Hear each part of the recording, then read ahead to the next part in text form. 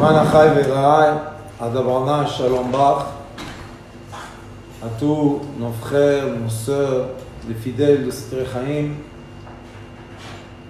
On remercie la technologie pour nous permettre, malgré les annonces qu'on a eues aujourd'hui d'isolation, d'être capable, par le web, se parler, se voir, partager le silence et le calme. Dans les séminaires du point zéro qu'on fait dans le désert, un des stades de l'évolution de l'être humain est le pardon. Comme maintenant, on se retrouve isolé dans les maisons et la pensée travaille, nous avons toujours les premières pensées comme le sechel, ça s'appelle keshel. Sechel, la pensée, keshel, elle va nous faire tomber, elle va nous emmener des mauvaises pensées au début. Il faut mettre en place un système qui s'appelle le pardon. Le pardon veut dire que je suis capable de comprendre qu'en effet, les barrières qu'il y a entre moi et la lumière de mon âme sont des barrières sentimentales. Il n'y a pas de vraies barrières, il n'y a pas du fer dans notre cerveau ou au-delà de notre tête qui nous empêche la connexion. Tout cela, c'est dans le monde de l'imagination qui s'appelle Olam Amedame. J'imagine quelque chose, ça veut dire imaginer, ça vient du mot image. Je crée mes propres images. Et quand, par malheur, je ne sais pas comment imaginer, ça veut dire que je ne sais pas, moi, créer les propres images qui vont être dans mon cerveau. Les autres images qui essayent de nous faire du mal et de nous faire tomber par terre viennent tout de suite, de façon complètement naturelle. Les Chaim. Bon,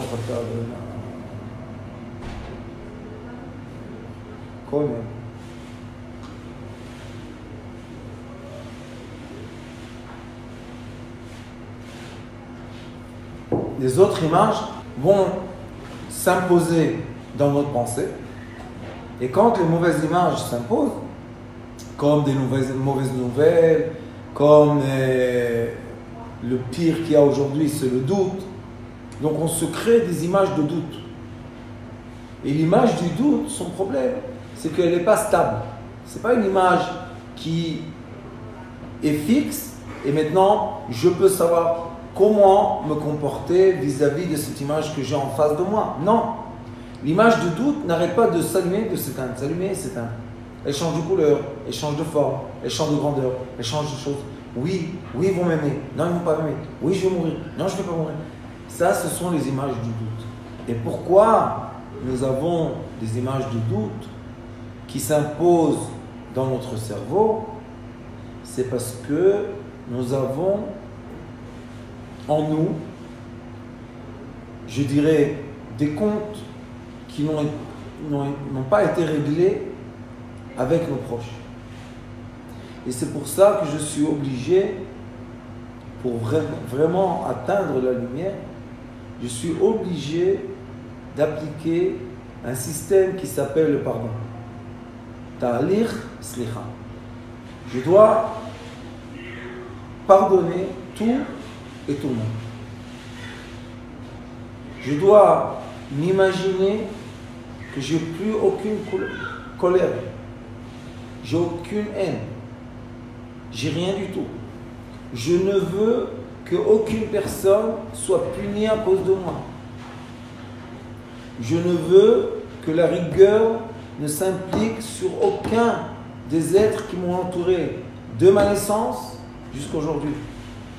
Parce qu'on voit de nos yeux qu'un virus, regardez sur internet qu'est-ce que les professeurs disent de ça, est capable de complètement nous déformer la pensée à un tel point qu'on arrive à des doutes qui nous emmènent à réfléchir de façon négative.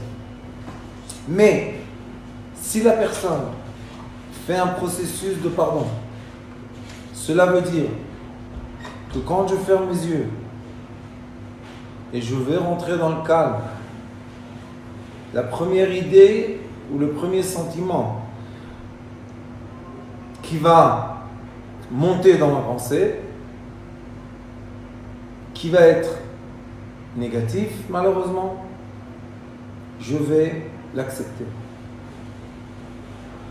L'acceptation de tout notre vécu est un premier pas dans le processus du pardon. Je suis très content de qui je suis aujourd'hui. Chacun de nous doit se le dire. Voilà, je suis là. Je suis arrivé à mon âge, à ma situation familiale, à ma situation économique. Voilà, je suis là. Et comme je suis là, je suis content du résultat de tous les moments de ma vie. Donc, toutes les personnes que j'ai rencontrées, où j'ai croisé, où j'étais avec eux, m'ont permis le développement personnel pour que j'arrive à ce moment aujourd'hui avec joie, lumière et amour. Et si par malheur j'ai la haine ou la rancune ou la colère contre quelqu'un dans mon passé, je crée en moi un grand écart. Parce que mon imagination est coincée dans le passé et mon présent, mon vécu d'aujourd'hui, je ne profite pas. Et dans l'écart, je vous ai déjà dit, c'est le royaume du mal. Tout écart, toute séparation permet le mal de s'imposer. Et en nous-mêmes, dans notre imagination, dans les images qu'on se fait, toutes les images déchirées, ce sont des images qui sont déformées, non pas par nous, mais par la permission qu'on a donnée au mal de s'imposer. Et le mal, la force négative, la seule chose qu'elle fait, elle ne fait rien du tout à l'être humain. Elle lui met des lunettes pour déformer son vécu. C'est tout. Si une personne marche dans la rue et quelqu'un lui doit de l'argent, il la repousse, il se sauve d'elle, et cet argent-là, elle a besoin pour vivre, vous comprenez que tout ce qu'elle va voir dans la rue va être à l'image de ce besoin vital. Et si une personne marche dans la rue et elle dit maintenant ce n'est pas le moment de m'attacher à rien du tout, maintenant c'est le moment de me connecter à la lumière, à la joie, à l'amour. Je sais qu'il y a dans le monde du mal, je le sais. On n'ignore pas le mal, car on sait qu'il est dans l'imaginaire faux.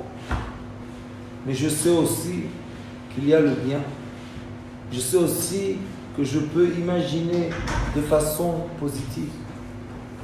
Comme moi, mon vécu a croisé des gens que je suis sûr que j'étais pour eux quelque chose de négatif,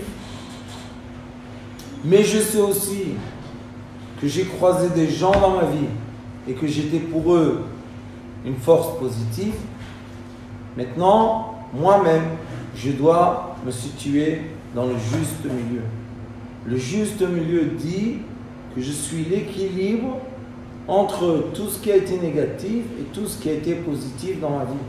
Je ne peux pas être seulement positif. Être négatif, c'est une grande partie de ma vie. Et comme moi-même, je l'ai été pour les autres, en voulant ou pas, en faisant exprès ou par erreur. Mais j'étais une partie négative pour eux. Comme je ne veux pas que ces gens-là, la première pensée qu'ils ont de moi, soit une pensée mauvaise, la même chose, exactement la même chose, je ne veux pas avoir moi-même des pensées mauvaises des autres. Le Ari Akadosh, que son mérite nous protège dans ces moments que je pense qu'ils sont incroyables. Mais on vit des moments comme si on est tous attachés comme des moutons et les bergers nous disent « Allez, tout le monde marchez !» Tout le monde marche. « Arrêtez-vous !» Tout le monde se met debout. « Rentrez dans la maison !» Tout le monde rentre dans la maison. « Fermez la porte à clé !» Tout le monde ferme. « Vous n'avez pas le droit d'être ensemble !» Personne n'est ensemble. Sans aucune possibilité de penser. Et on obéit à la lettre. Car maintenant, la démocratie qui règne dans le monde occidental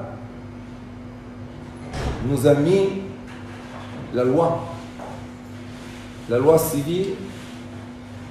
Et comme ils ont déclaré que le virus est une épidémie mondiale, donc ceux qui se battent contre ça, ce sont des gens que malheureusement font du mal à l'être humain. Ils peuvent faire du mal à la société. Et comme les gens pensent comme ça, maintenant ils deviennent des ennemis les uns des autres. Peut-être tu as quelque chose, peut-être tu as la fièvre, peut-être tu vas me contaminer, peut-être comme ça, peut-être comme ça. Et vous voyez que tout ce peut-être-là, c'est un doute. C'est juste un doute. Donc, qu'est-ce qu'on doit faire? On doit être capable d'enlever les lunettes de l'imagination négative et mettre des lunettes de l'imagination positive.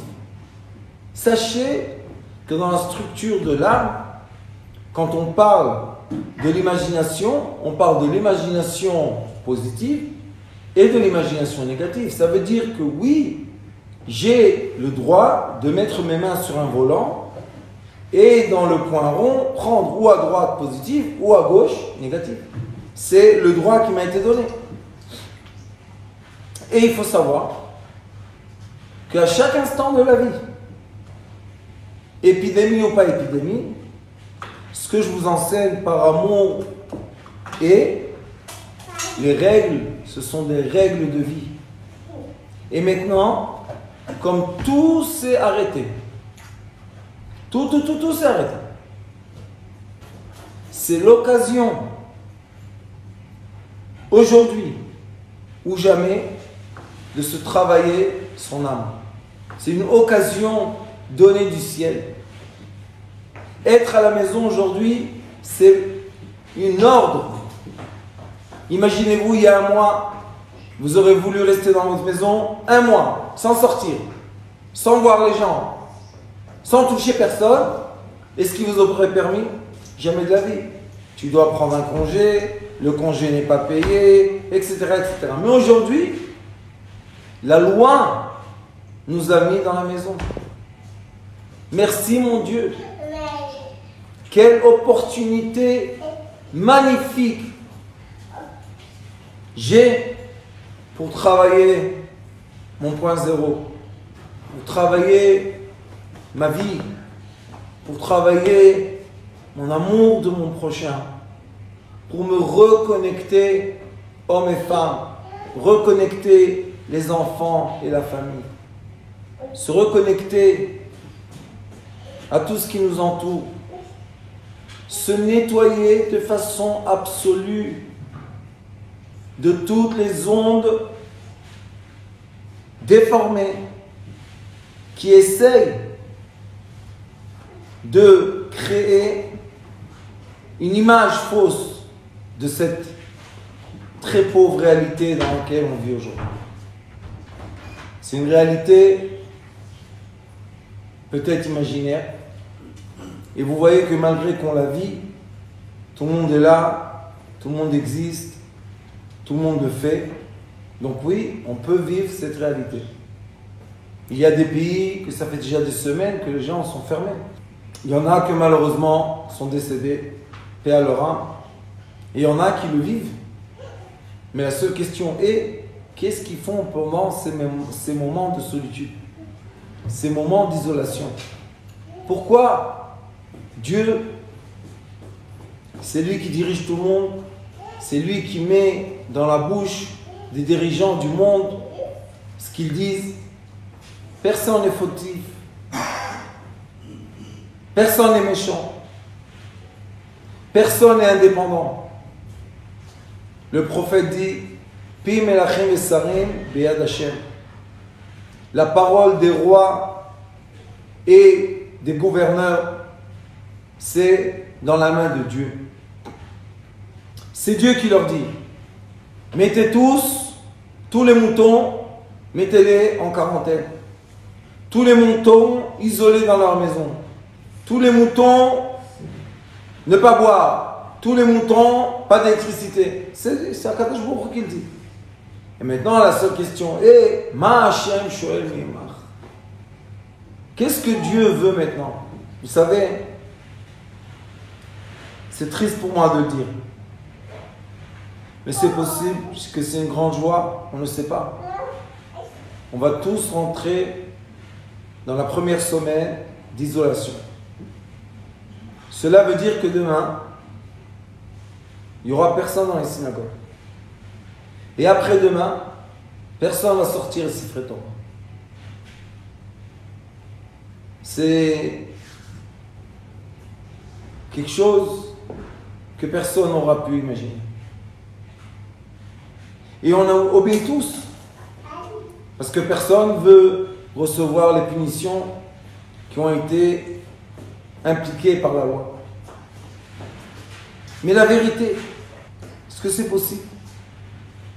Vraiment, nous, juifs, pratiquants, sauveteurs du monde, En kochenu el avape, la seule force qu'on a contre toute épidémie, malheur de nature, tout ce que vous voulez, la seule force qu'on a, c'est la bouche, c'est la prière, c'est l'assemblée 10, ça s'appelle une shrina. Quand 10 sont ensemble, ils peuvent dire doucha, ils peuvent sanctifier. 10. Et maintenant, c'est interdit. Je ne sais pas qu'est-ce qui va se passer dans les cieux, mais je suis sûr que comme nous enseigne le Talmud et le Zohar Kadosh, qu'Akadosh Baruch Hu, le maître du monde, nous attend avant la prière, avant qu'on vienne de l'heure de prière. Lui déjà il nous attend. La présence divine nous attend. Pourquoi? Pour entendre comment on le glorifie, comment on positive, comment on lit. Vous comprenez ce que je vous dis? Il n'y aura pas de lecture de la Torah, et la Torah, ce sont les lettres qui composent le nom le plus grand de Dieu. Si on y pense de façon profonde, je suis sûr qu'on va tous pleurer. Et peut-être, Dieu nous pousse à ça, qu'on pleure tous. Il est écrit Sharei Dimal en Inalou. Les portails des pleurs se sont jamais fermés. Mon Rav Zichrono Levracha, Morichaim Ben Yosef Cholan Zatsuka, que son mérite nous protège, m'avait dit 2 phrases. Miderech haor le'ahir ou miderech hator le'hitiv.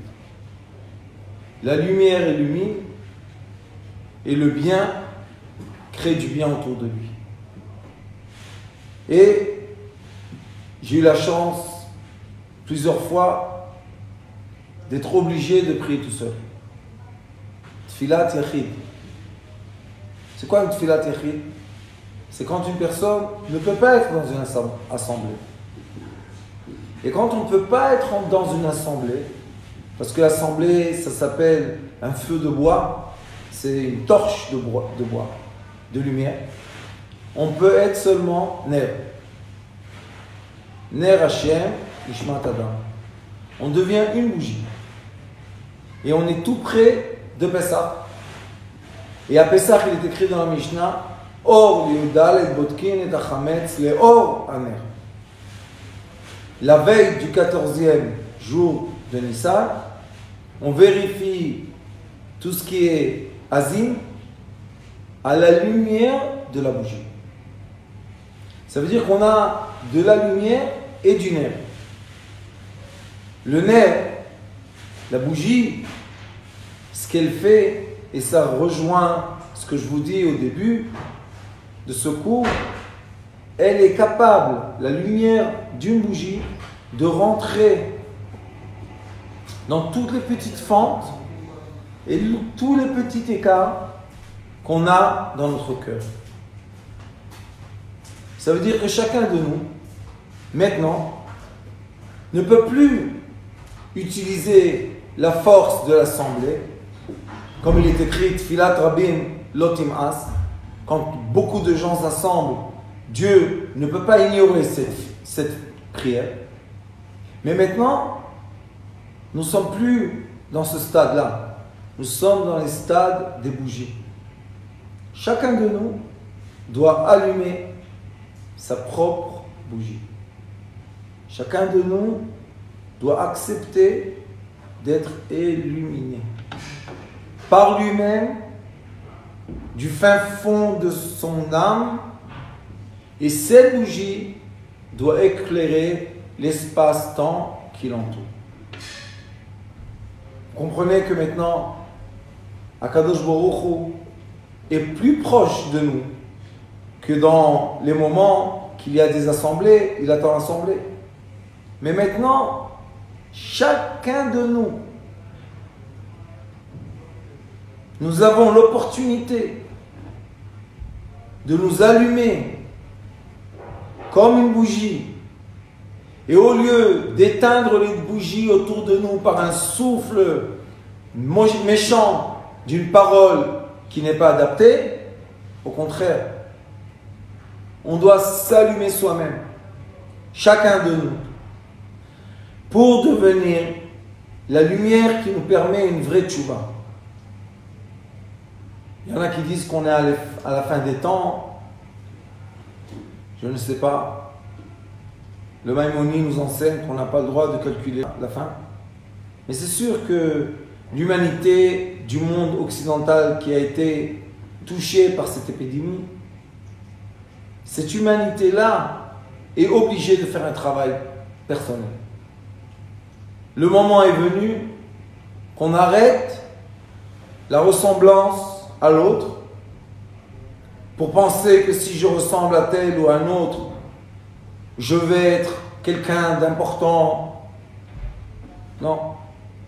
Maintenant, j'appartiens seulement à Dieu.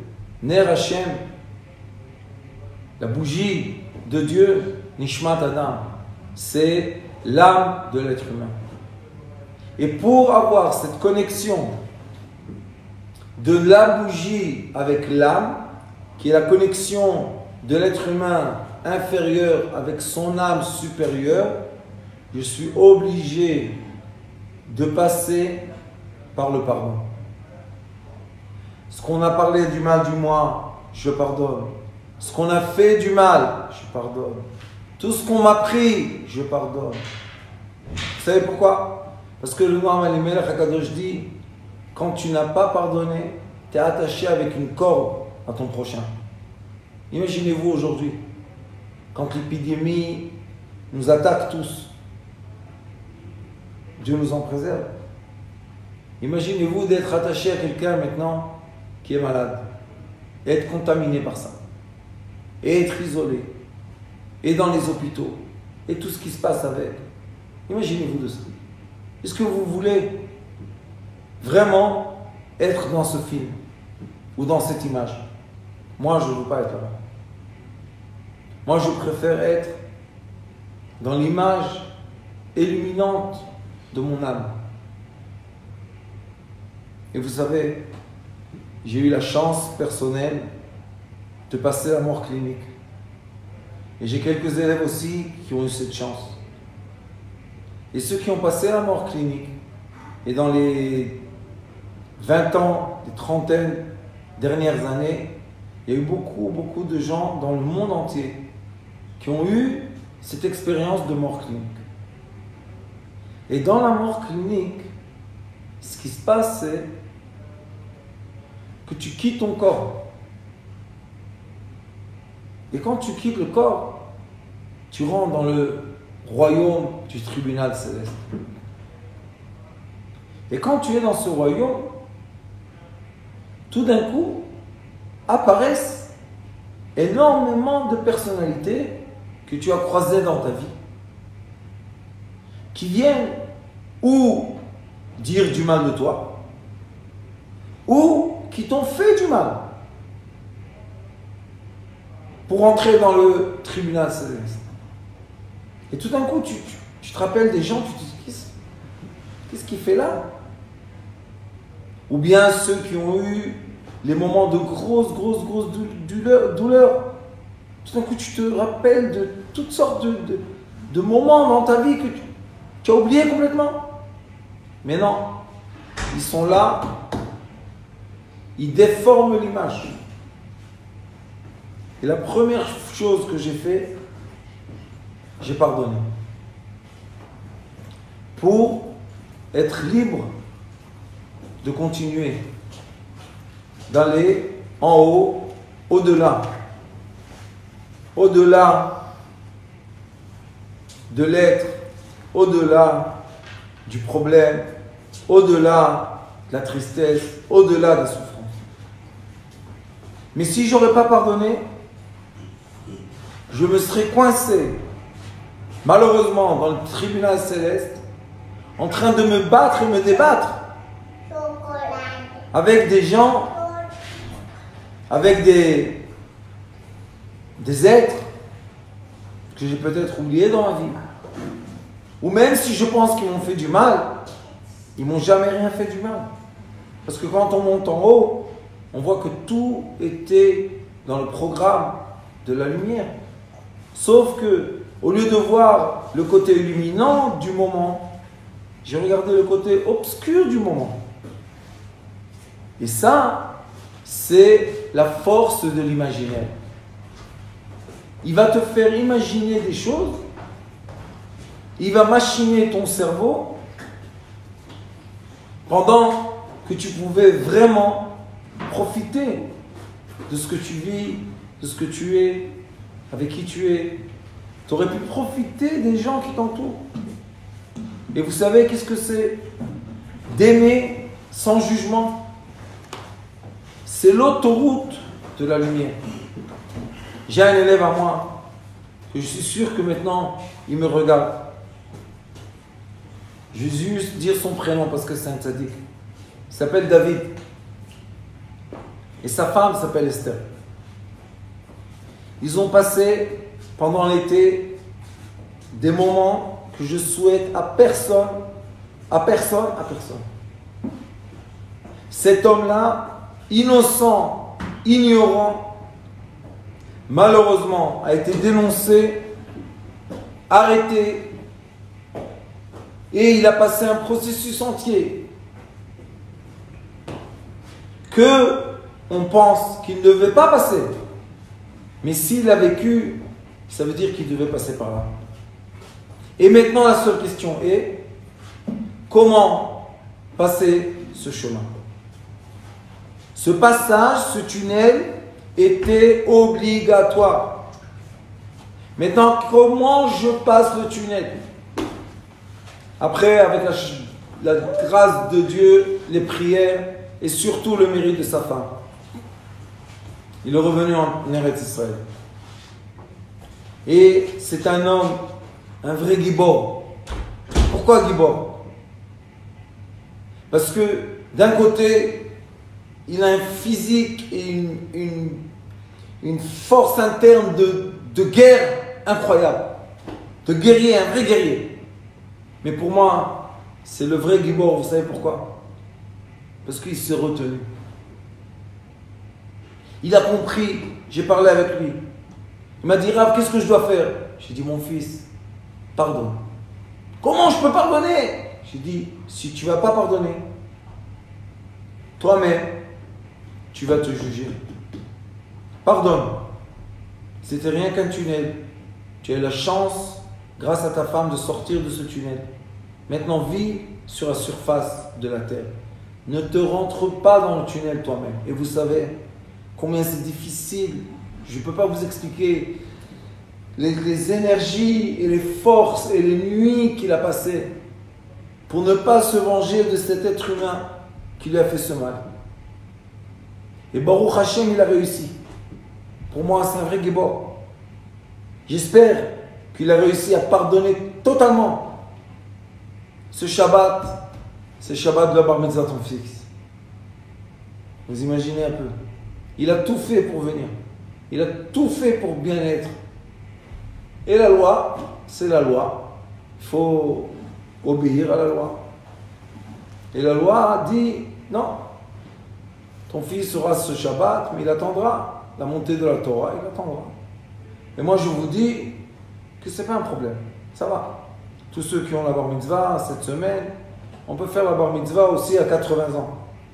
Il y a un cher monsieur, pariante, que je me rappelle qui m'a demandé à 83 ou 6 ans, 86 ans, de lui faire la bar mitzvah avec les tefillin et la montée à la Torah. C'était très émouvant. Avec des enfants, les pauvres, à moitié orphelins en Israël. Comme vous connaissez bien ces organisations-là qui ont fait des bar mitzvah, des centaines, des milliers de bar mitzvah, et ces enfants qui ont eu la chance de vivre ces moments de bar mitzvah avec le costume, avec le repas, avec la synagogue, avec tout, je suis sûr que eux, dans leur cœur, ils ont une bonne mémoire. Et dans leur chemin de vie, dans les tunnels ou les surfaces qui vont passer, j'ai aucun doute que ces moments-là vont les aider pour s'élever. Et les moments difficiles d'un orphelin, on doit les quitter. Sinon, on est orphelin à vie. On doit accepter, oui. Akadosh Baruch Hu, le maître du monde, a pris ton père, c'était jeune. Oui. Qu'est-ce qu'on peut faire? Maintenant, ce qu'on doit faire, c'est être quoi? Le fils de Dieu. Il est écrit Avi et Tomim Valmanot. Dieu même est le père des orphelins et le mari des veuves. Donc l'orphelin, son père direct, c'est comme le guerre. Le guerre avec son père direct, c'est qui? C'est Abraham et Sarah. Et l'orphelin, son père, c'est Akadosh Baruch Hu lui-même. Juste penser comme ça. Vous pouvez positiver l'imagination qui est l'image. N'oubliez pas, c'est rien qu'une image. Rien n'est réel vraiment, sauf le silence et le calme. On doit être en accord total. Nos pensées, nos sentiments et nos désirs doivent être alignés. Le cœur, la bouche et le cerveau doivent être alignés. Et on ne peut pas être dans le juste milieu aligné si on a des interférences et des pensées négatives, des sentiments négatifs. C'est impossible. Parce qu'ils vont nous tirer, ils vont nous déchirer. Et nous, on ne veut pas. On ne veut pas. Tout le monde est pour le bien. Et je me rappelle que quand j'étais dans l'opération, je me rappelle que tout de suite, quand je suis sorti du corps, la première chose que j'ai fait, j'ai pardonné. J'ai dit à Kadosh Baruch Hu, pardonne. Que personne soit jugé à cause de moi. Personne au monde. Et j'ai eu une grande chance, moi personnellement, d'avoir pendant le cheminement de ma vie, au Hachem, beaucoup de gens que j'aime beaucoup parce qu'ils m'ont emmené là. Je les pardonne tous. Pourquoi? Parce que si quelqu'un t'a fait du mal, pourquoi tu le retiens en toi? Pourquoi tu as son image? Il est écrit Yoenecha root et morecha. L'image que tu dois avoir en face de tes yeux, ça doit être l'image de tes maîtres ou bien des noms divins. Chacun a sa comment il a progressé dans son âme. Mais jamais avoir des images négatives. Jamais de la vie. Parce que quand je lis ces images-là, je les fais vivre. Et là, je rentre dans l'écart. Je rentre dans la séparation. Et dans l'écart et la séparation, s'impose le mal. Et c'est comme ça que beaucoup de gens, malheureusement, tombent dans des grandes bêtises. C'est comme ça que les gens, malheureusement, perdent leur esprit pour une parole imaginaire de quelqu'un d'autre. C'est pas la peine. Et vous savez comment on peut vraiment oublier des images? En étant dans l'action. Quand tu es dans l'action positive, ça s'efface, tu oublies tout. Sauf que maintenant, on est dans le repos. Comprenez qu'est-ce que Dieu nous a fait. La vérité est que maintenant, on est dans un Shabbat universel. Le monde entier s'est arrêté. Vous imaginez un peu? Comment ça se passe? Comment c'est possible? Si on aurait parlé de ça il y a 2 ans. D'essayer que tout le monde envoie des messages, emails, que ce Shabbat sera un Shabbat complet pour tout le monde. Impossible. Impossible. Oui, possible. Corona. Un virus. Vous savez quelle est la grandeur d'un virus? Peut-être 1 mm divisé par 100 000. Ou peut-être par 1 million. Tout petit.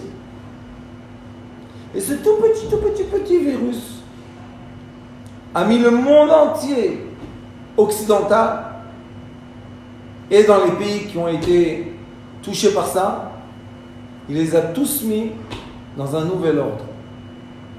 C'est pour ça que Mishlei, le roi Salomon, qui était l'homme le plus sage sur terre, a dit dans le paragraphe 18, le verset 14, il dit Ruach ish yechalkel machaleo, l'esprit de l'être humain va diriger sa maladie.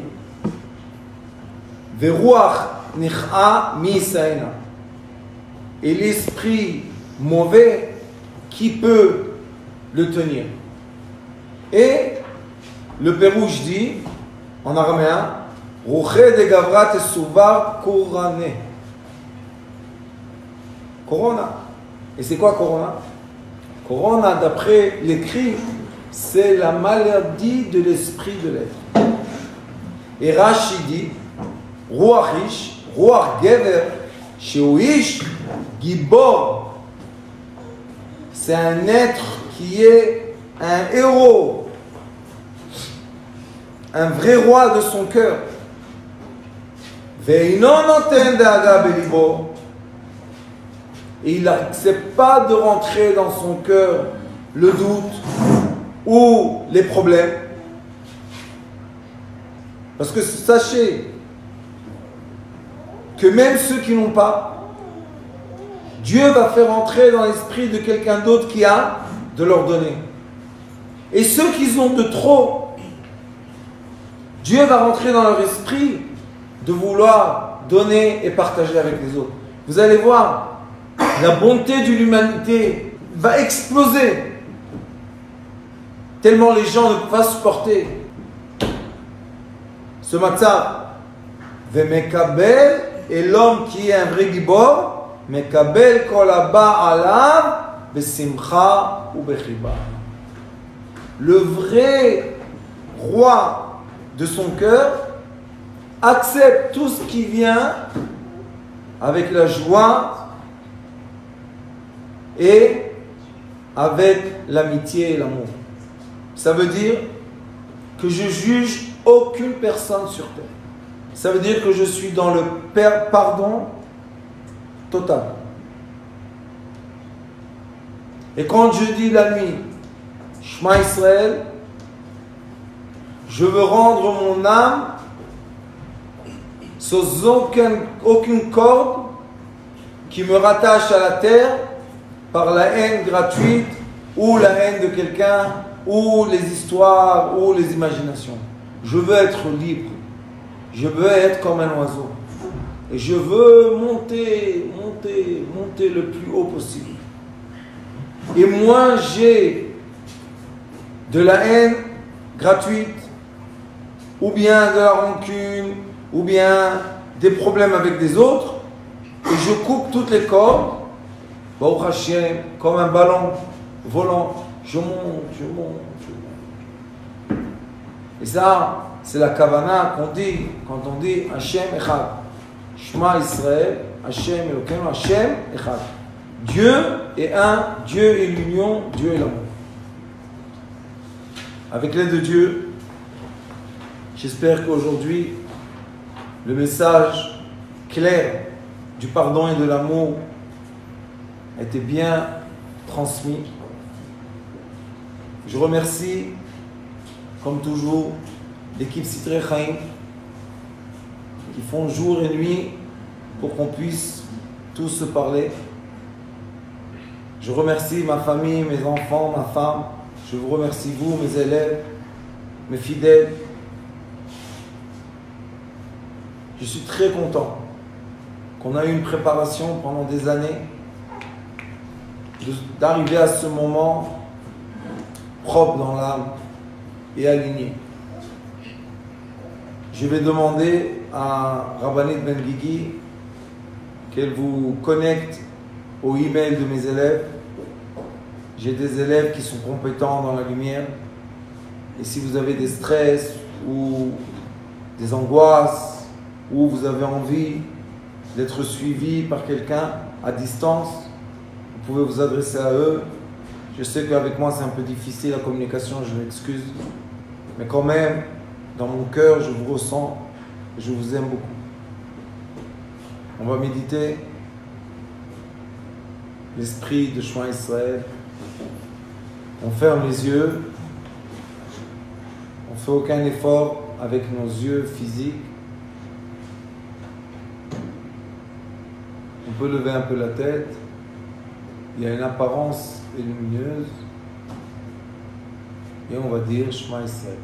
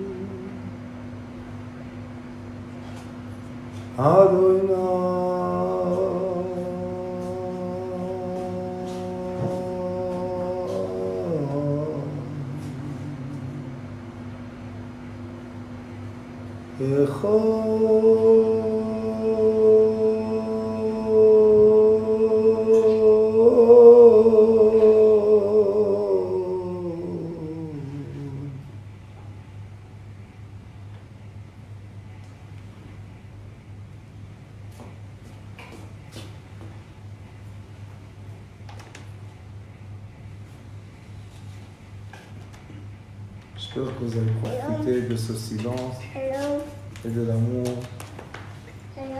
J'ai oublié de vous dire, vous voulez aussi vous adresser à Yael, et Gila, Lina, Christian,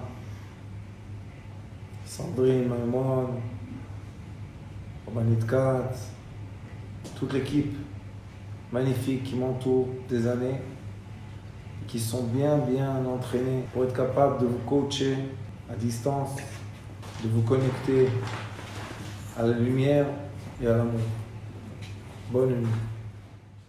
Notre rôle maintenant, c'est détecter notre lumière et en profiter au maximum. Et quand on a un plaisir ou un désir, la porte s'ouvre encore plus grande. Vous comprenez c'est quoi la lumière? Lumière, amour. C'est pas important qui tu es, où tu es, comment tu es. Dieu t'aime.